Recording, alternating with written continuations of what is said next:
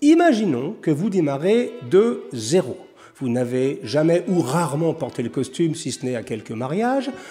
Vous n'avez jamais ou vous ne savez même pas nouer une cravate. Vous avez envie de devenir plus élégant, mais comment commencer de façon simple? Parce que même si ça nous coûte de le dire, il faut bien s'avouer qu'on est quand même sensible au regard d'autrui et recevoir des réflexions ou avoir des gens qui parlent dans notre dos, c'est pas très agréable. Donc l'idée aujourd'hui, c'est de vous donner quelques conseils, quelques tuyaux sur comment commencer cette démarche de façon graduée afin que, vous vous sentiez de mieux en mieux dans votre peau en étant sartorialement avancé, et 2, afin d'affronter de manière plus affirmée le regard d'autrui. Alors, la première chose à faire, c'est commencer par vous documenter un peu sur le sujet. Alors, il ne s'agit pas d'y passer des heures et de lire une cinquantaine de livres, mais lisez quelques livres fondamentaux. Lisez, si vous lisez l'anglais, lisez Dressing the Man, par exemple, de Alan Flusser, qui est un livre extrêmement intéressant, qui malheureusement n'existe à ce jour qu'en langue anglaise, mais qui est un peu, alors je ne vais pas dire la Bible, mais qui est un des bouquins de référence sur le sujet. Nous avons fait une émission d'ailleurs sur cette chaîne que je vous conseille de regarder sur tous les livres qui sont utiles à lire pour progresser dans votre démarche sartoriale. Vous pouvez lire True Style également de Bruce Boyer, qui n'existe également qu'en anglais. Vous pouvez lire mes livres, bien entendu. Vous pouvez aussi aller visiter quelques blogs. Il y en a des très bons en France.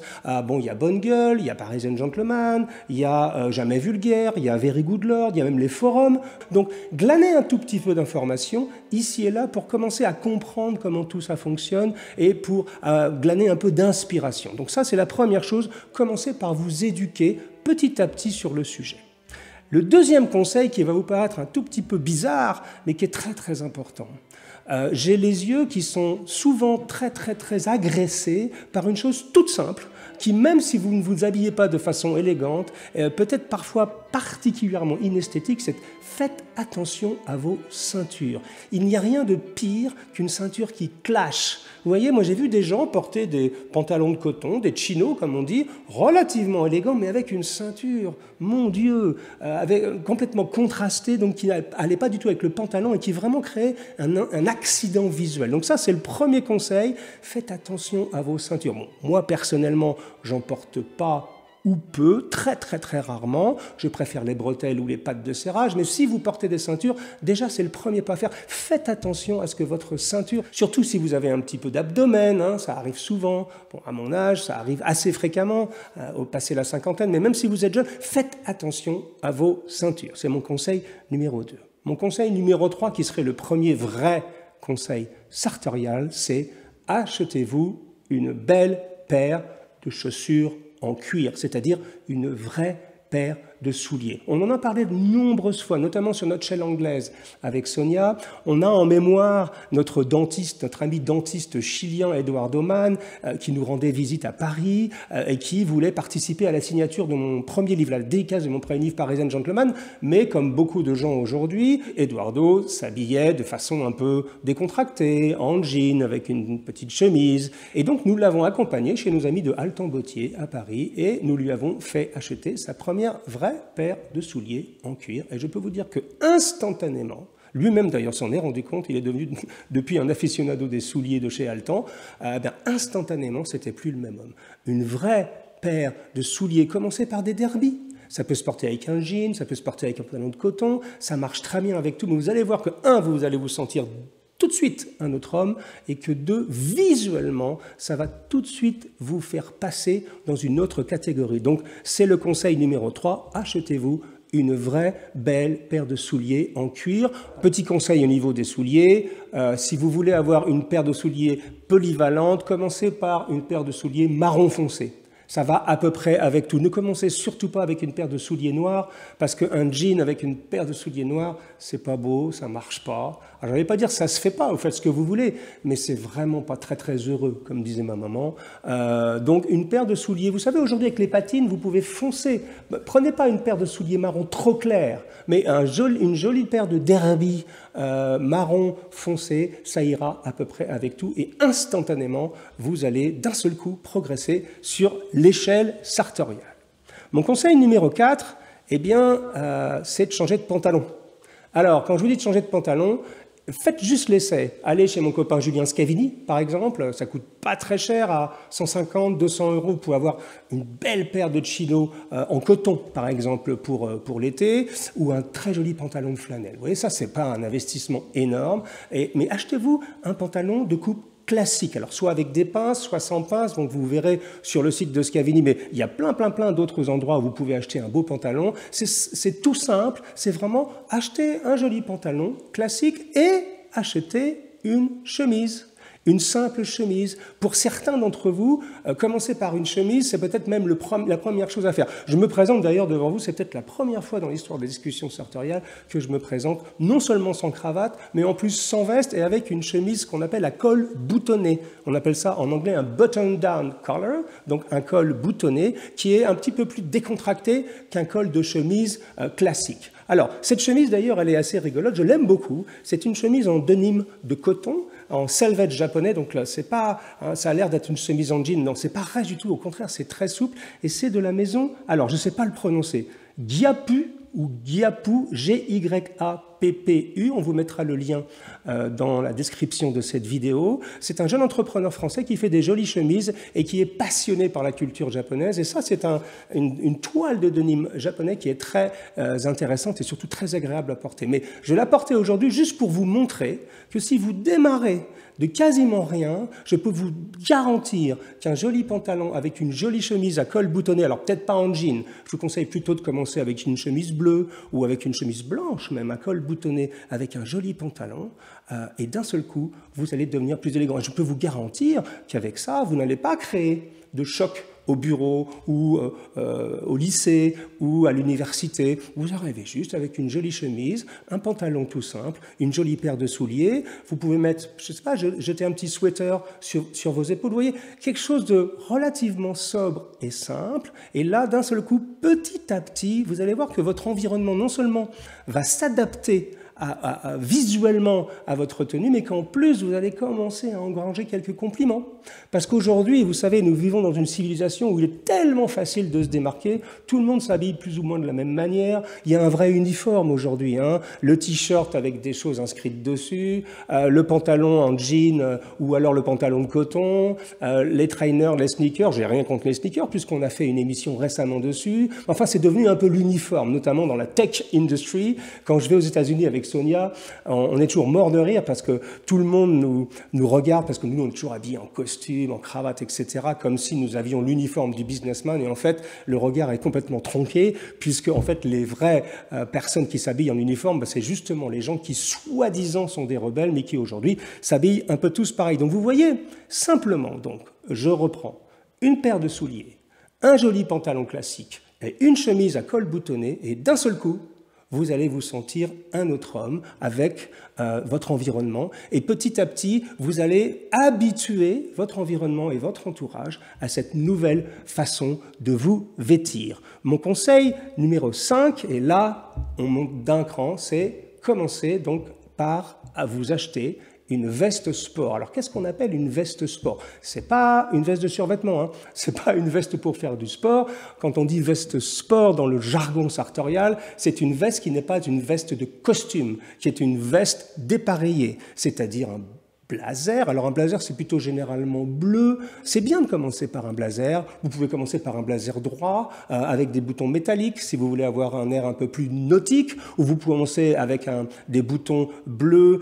Alors Lorenzo Cifonelli nous dit toujours, si vous mettez un blazer, mettez des jolis boutons bleus, un tout petit peu brillants, pour donner un peu de personnalité à cette chose. Et là, quand vous achetez donc une veste sport, alors ça peut être aussi une veste marron, si vous avez envie, ça peut être une veste en tweed, si on est en hiver, vous voyez, mais une veste dépareillée, pas un costume pour l'instant, mais quand vous allez coordonner ça. Je vous disais tout à l'heure, achetez-vous un joli pantalon de flanelle gris, par exemple. Mais vous voyez un pantalon de flanelle gris avec un joli blazer bleu, une jolie chemise blanche, c'est tout simple, mais ça marche extrêmement bien. Donc je répète, blazer bleu, chemise blanche, pantalon de flanelle, une paire de derby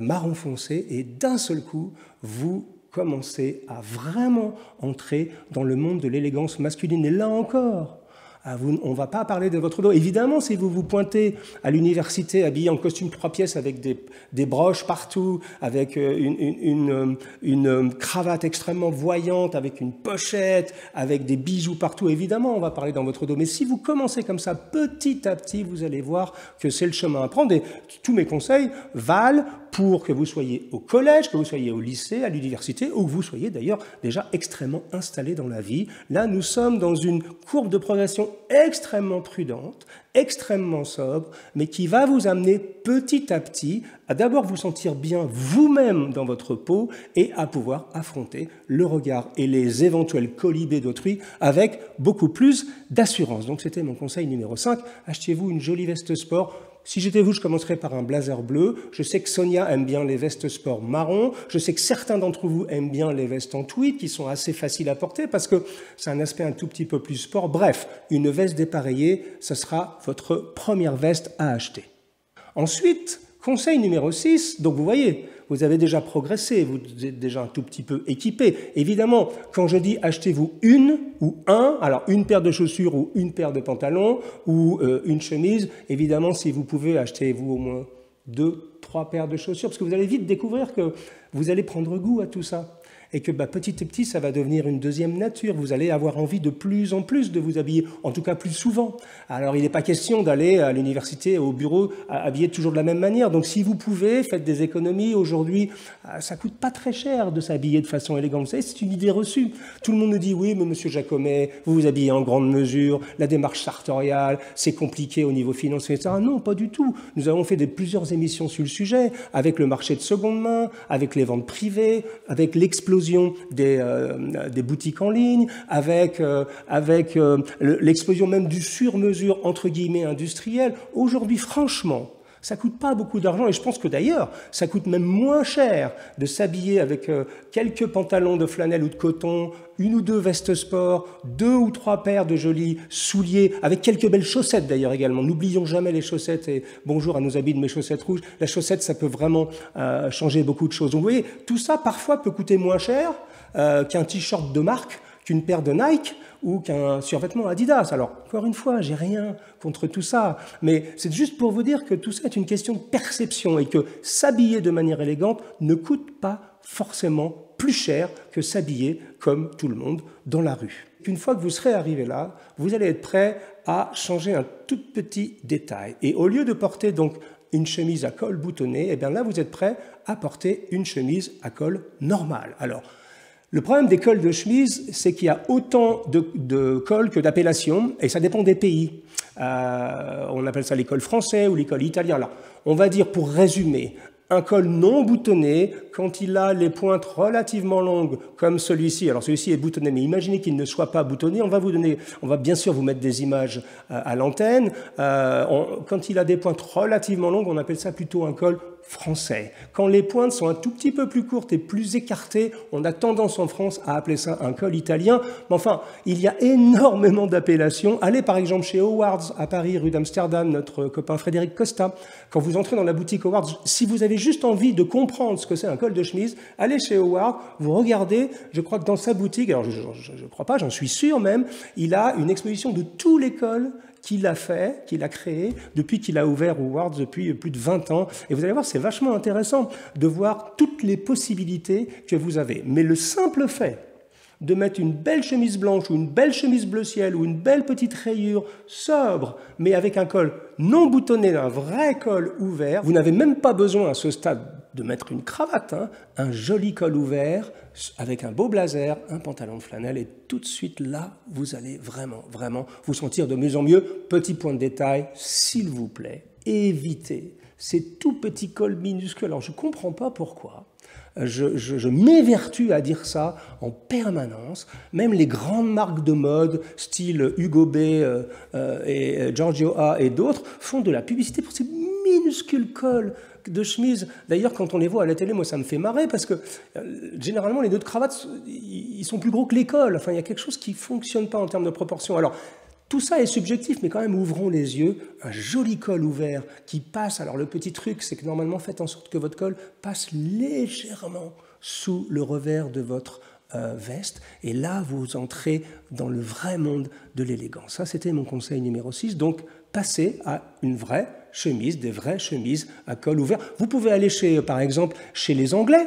Moi, j'avais commencé, je me souviens, quand j'ai démarré ma démarche sartoriale, je suis allé chez T.M. Lewin, je suis allé chez Charles Tyrwhitt, vous savez, ces maisons anglaises qui vous vendent, je sais pas moi, 3 chemises pour 59 €. Vous voyez, tout ça ne coûte pas beaucoup d'argent, ou alors vous pouvez aller en seconde main, chez Vinted, enfin, il y a énormément, on a fait un épisode sur le sujet, mais essayez d'avoir des cols non boutonnés, de chemises classiques, et vous allez voir que vous allez entrer dans un nouveau monde.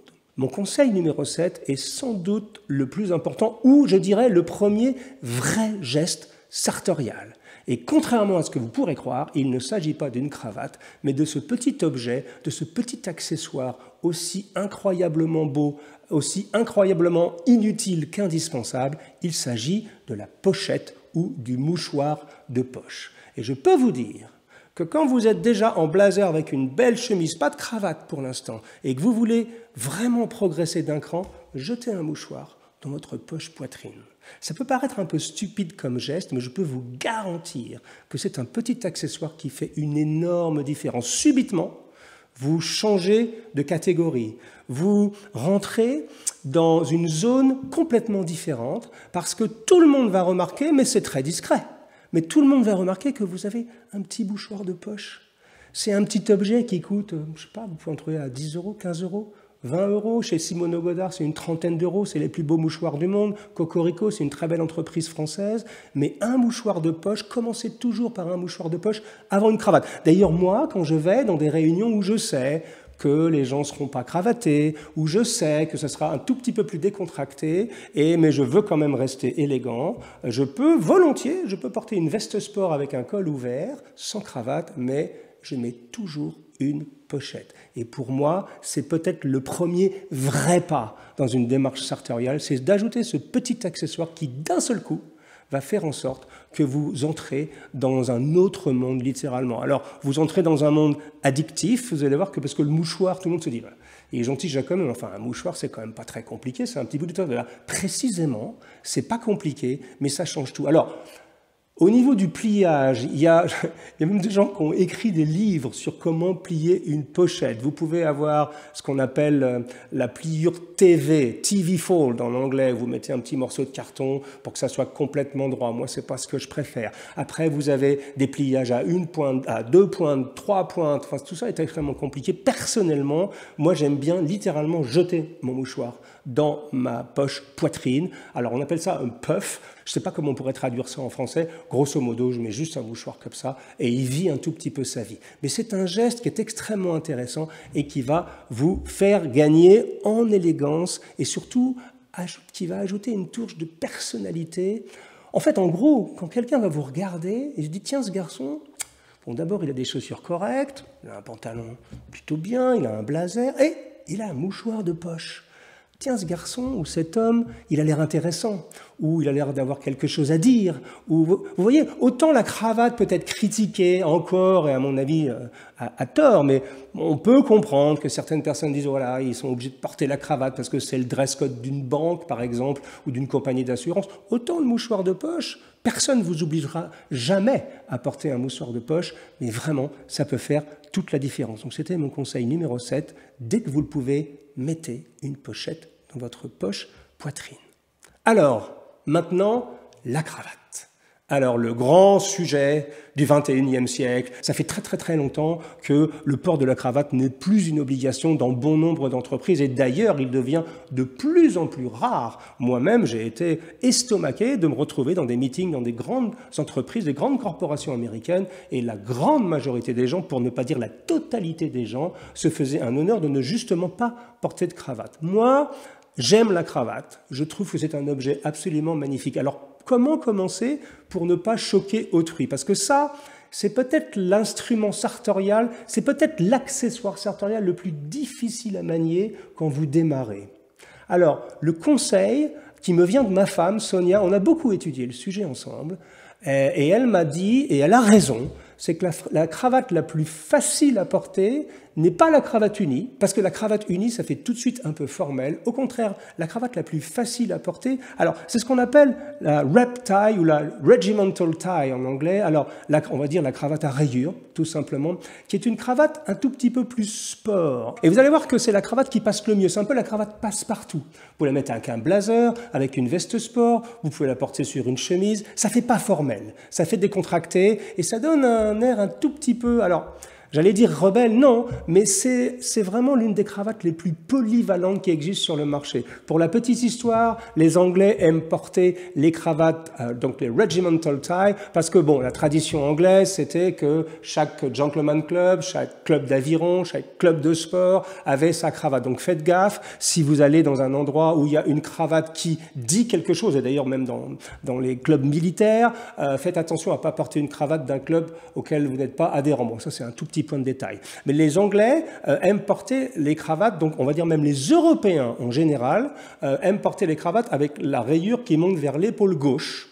Et en Amérique, alors ça c'est juste pour la petite histoire, hein, Brooks Brothers dans les années 50 a décidé, et je pense que c'était un coup marketing, de faire l'inverse et de faire les rayures qui montaient vers l'épaule droite. Alors quand je dis vers l'épaule droite, c'est de votre point de vue, vers votre épaule droite ou vers votre épaule gauche. Donc si vous voyez quelqu'un avec une rayure qui monte vers l'épaule gauche, il y a de fortes chances qu'il soit européen. Et si vous voyez quelqu'un avec une rayure qui monte vers l'épaule droite, il y a de fortes chances qu'il soit américain ou, à tout le moins, qu'il ait acheté sa cravate aux États-Unis.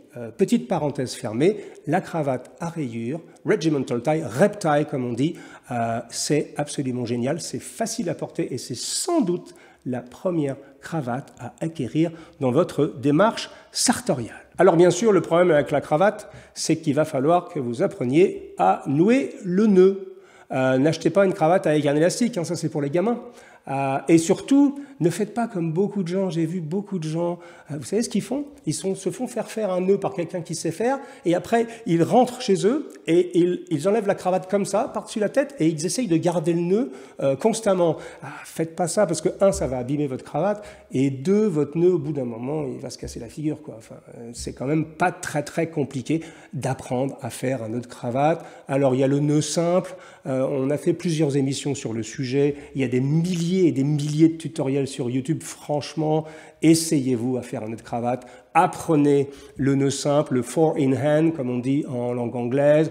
C'est très simple à faire, tout le monde est capable de faire ça. Ça va vous demander, allez, peut-être 15 minutes d'entraînement, mais ça peut vous servir toute une vie. Personnellement, moi, je préfère ce qu'on appelle le Old Bertie, qui est un nœud un tout petit peu plus compliqué, dans lequel on doit passer par-dessus avant de faire le tour. Enfin bref, vous pouvez apprendre tout un tas de nœuds différents, mais apprenez à minima à faire un nœud simple, et vous allez voir, c'est quand même, il ne faut pas être sorti de Saint-Cyr pour faire un nœud de cravate. Après, vous verrez, vous progresserez, vous apprendrez à faire une goutte, c'est-à-dire une petite imperfection au niveau du nœud. Vous voyez, tout ça, ce sont des petits points de détail qui vont vous être utiles dans votre démarche sartoriale. Mais donc, pour votre première cravate, sans hésiter, une cravate à rayures. Donc, imaginons que vous avez démarré, comme je vous l'ai dit, donc avec une paire de chaussures en cuir, et puis un blazer, et puis un pantalon, et puis un mouchoir de poche, comme je viens de vous l'expliquer.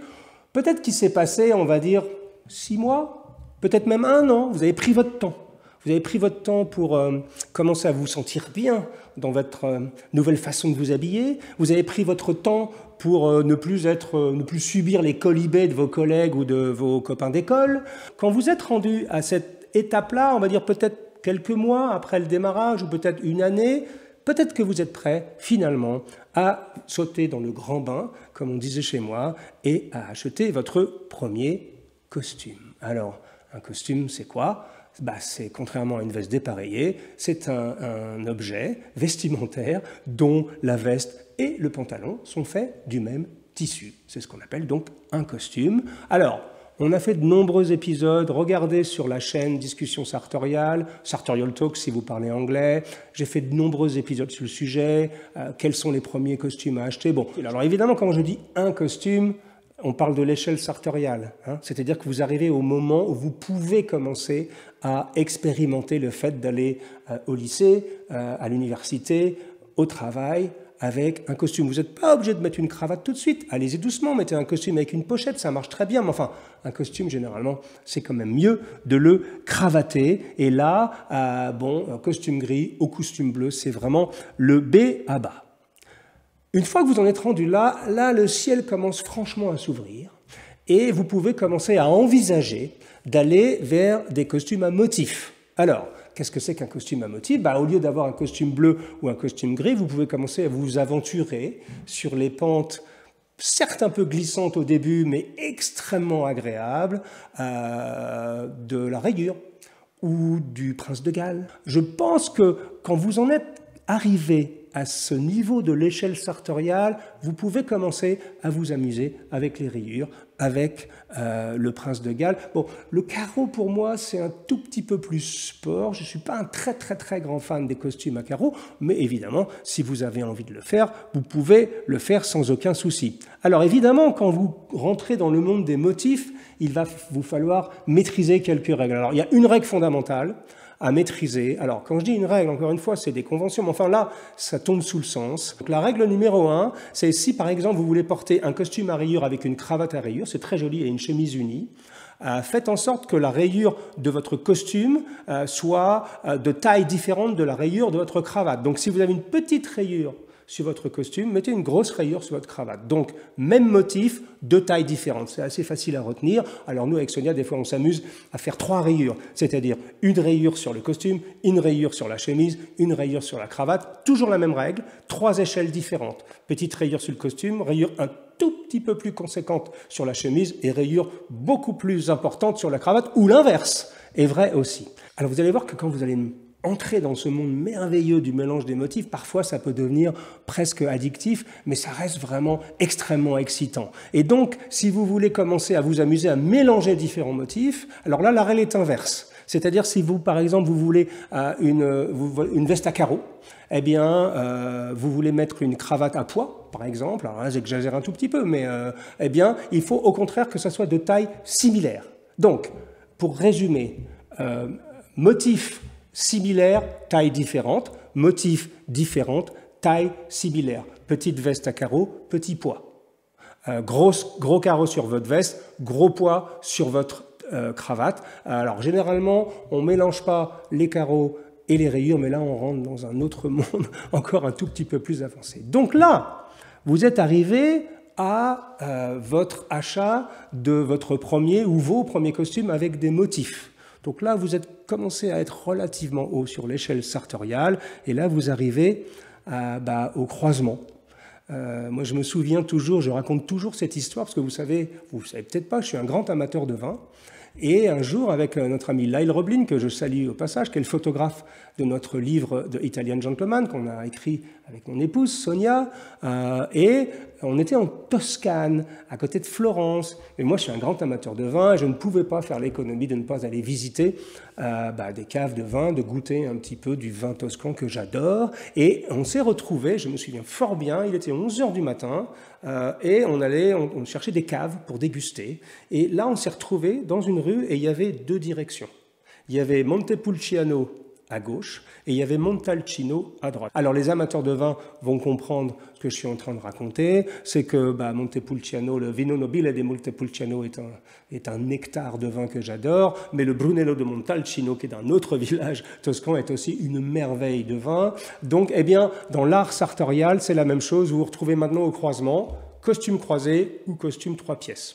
Alors, d'aucuns diront, les 2, mon capitaine, oui, bien sûr, les 2, quand vous progresserez sur votre démarche sartoriale. Moi, j'ai choisi relativement vite de prendre à gauche, c'est-à-dire la direction du costume croisé. D'autres ont plus envie de prendre à droite la direction du costume 3 pièces, mais là, on rentre vraiment, du coup, dans le monde sartorial. Bon, le croisé, on a fait de nombreuses émissions sur le sujet. Costume croisé, c'est un costume qui est fantastique, mais il peut être un tout petit peu difficile à porter quand vous êtes un peu fort ou quand vous avez une morphologie un peu particulière. Parce que la coupe sur le costume croisé, ça ne pardonne pas. Il faut qu'il soit extrêmement bien coupé. J'en ai parlé de nombreuses fois. Regardez sur la chaîne, vous trouverez plein de ressources sur le sujet. Et de l'autre côté, le costume 3 pièces. Donc une fois que vous êtes dans le monde du 3 pièces, vous arrivez quasiment au sommet de la courbe d'apprentissage sartorial. Alors Sonia et Lorenzo Cifonelli sont les deux personnes que je connais qui maîtrisent le mieux l'étape suivante qui est de porter un gilet de couleur différente